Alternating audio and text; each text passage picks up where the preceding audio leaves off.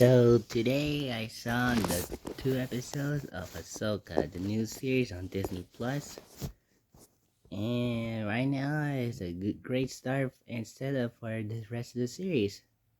The first thing I want to talk about is I like how for the first show, live action Disney Plus show, it has like an opening narration with black lettering about the rest for setup for the show. That's interesting because Mandalorian and or Book of Boba Fett didn't do that. Now they did that, which is awesome. Since we always saw that in the Star Wars movies, so it's cool to see that in this show. And then another thing I want to talk about is Rosario Dawson as Ahsoka, who still does a great job as the more mature Ahsoka, more peaceful Ahsoka, and like in Mandalorian. In this episode, in the first episode, she steals a map to prevent a war, and then in the second episode, uh, she about to go guess go to the galaxy with with a droid voiced by David Tennant, and the two characters from Star Wars Rebels played by Mary Elizabeth Winston and Natasha Liu, who also did a good job. I have not watched I only watched tiny bit of Rebels. I watched the two first episodes on Sunday, but I barely watched Rebels. And also Ezra is in the first episode as well, which was kind of cool. So Natasha uses the map for and it's about and the use purpose of it for her is about Ezra, and then the map she lost the map from because one of the villains stole it, and they took it to the temple alongside Morgan Elspeth, and she and but then before that Natasha got stabbed, but then she survives in the second episode thanks to Ahsoka, and then she goes back to her suit from Rebels and goes on to mission with Ahsoka and David Tennant.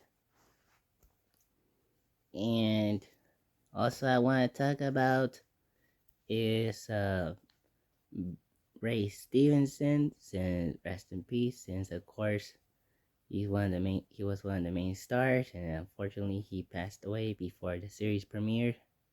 In this series he plays a character named Baylan Skull, who so far is a very menacing antagonist.